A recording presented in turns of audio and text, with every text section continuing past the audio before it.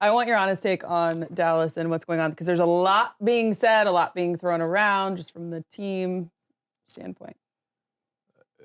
How much time we got? It's about 10:10. Okay. Not literally.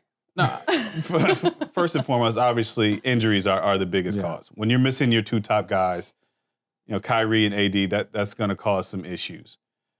And through those issues, the way that they're running offense, because defensively, they're solid. We're talking about top five team defensively. Blake Lively. Derek Lively the second, yes. Derek Lively.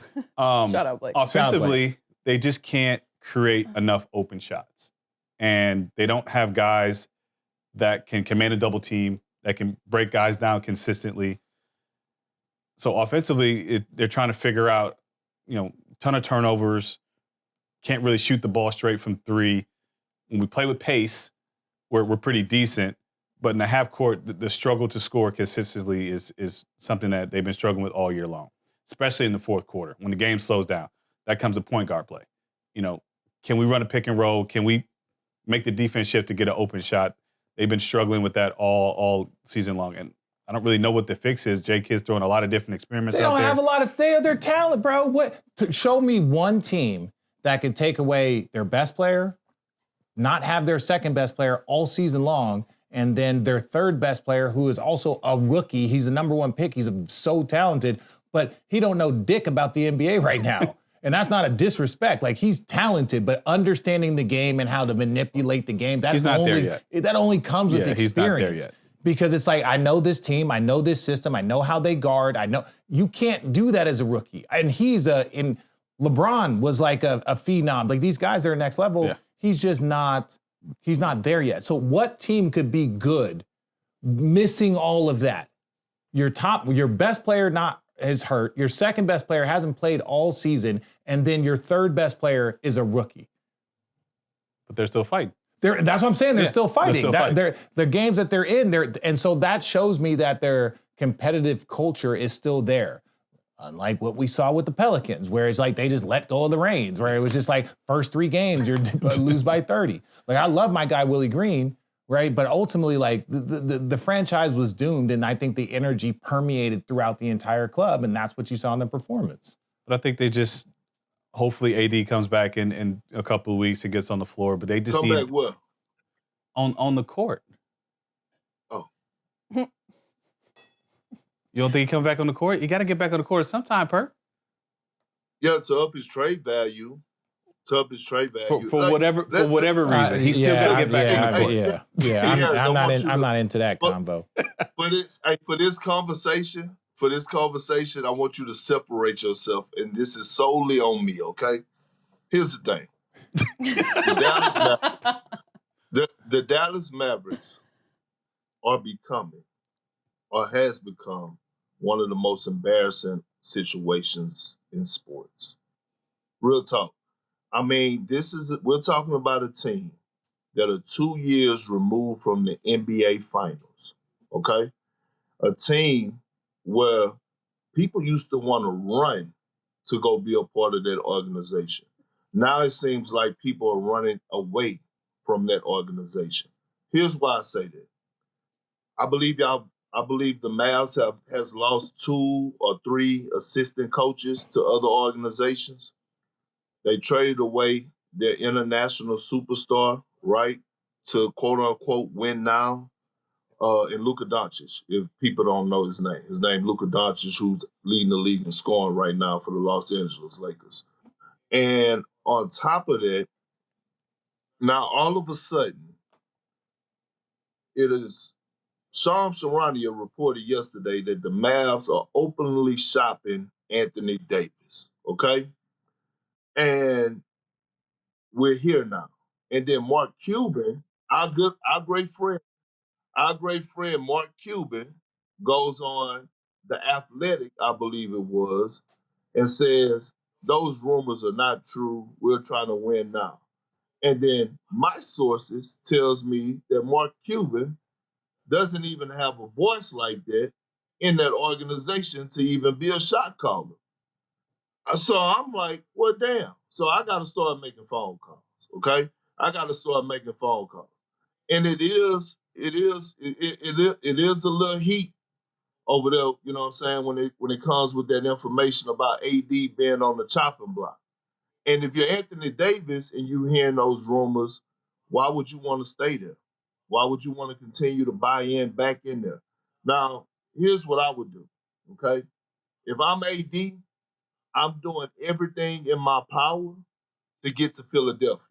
To get to Philadelphia. Y'all want to trade me? Cool. I believe Anthony Davis to the 76ers makes all the sense in the world, okay? We know what they need over there. Joel Embiid needs a shot. I mean, not trying to be rude, but just keeping it real. You get AD over there alongside Tyrese Maxey, 76ers look like a totally different team. Now, my sources are also telling me,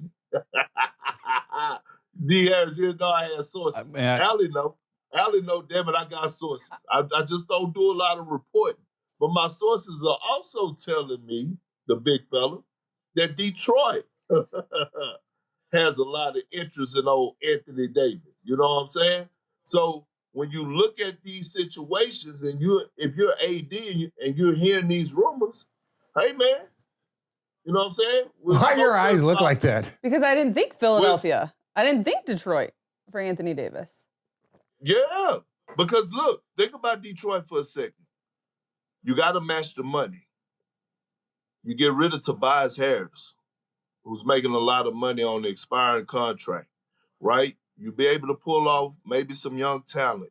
But long as you keep Cade Cunningham and Jalen Duren and you bring AD over there to that I like Thompson too. I know the other brother is better, but let's not act like his brother grow on trees either. Right. He ain't the ugly twin. He ain't the ugly sister now. Like he's all defensive. He's an all defense. There's a reason why their team is like this. He's a key component into that, right? Like these two boys get drafted, all of a sudden they top defenses out there. That's what Philly is so interesting. Yes, they're nasty to watch. Their games are it's like that game last night. That they play those games all the time. Now they beat people up. And I love it. It is the beauty of it is how ugly it is consistently. It is beautiful how ugly it is. Think about this for a second. Tyrese Maxey is the face of that franchise. We know who his agent is. Rich Paul. All right. Anthony Davis, we know who his agent is.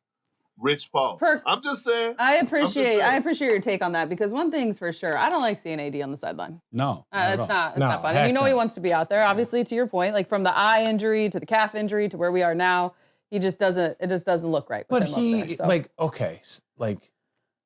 we always want more from Anthony Davis because when we watch him play basketball, we're always just marveled at what he can do. The rebounds, the blocks, the running, it's like every time you watch him, right? And it's like you want more from him.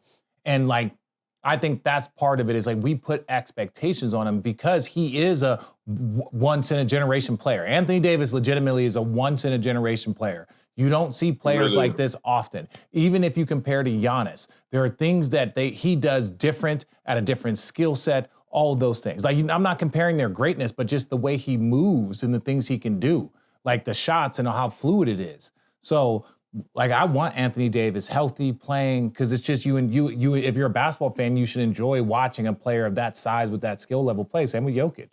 For sure. All right. Anything else you want to add from the Dallas side? I'm not going to put you on the spot or anything. Ashley puts you on the spot. No, I'm respecting the position. Yep. No, I just think from a fan standpoint, it's just kind of disappointment not to be able to see Kyrie and AD on the court together. What that could be like. We felt a little bit robbed of that. And I feel like, we saw it in Nets with James Harden and Kyrie and KD. Never got to saw them healthy on the court. So I think they feel a little bit robbed. That's a great point. All right, let's stay in. The only thing they feel robbed about. Just add that to the list. Let's stay in the great. I got Christian laugh. I got Christian laugh.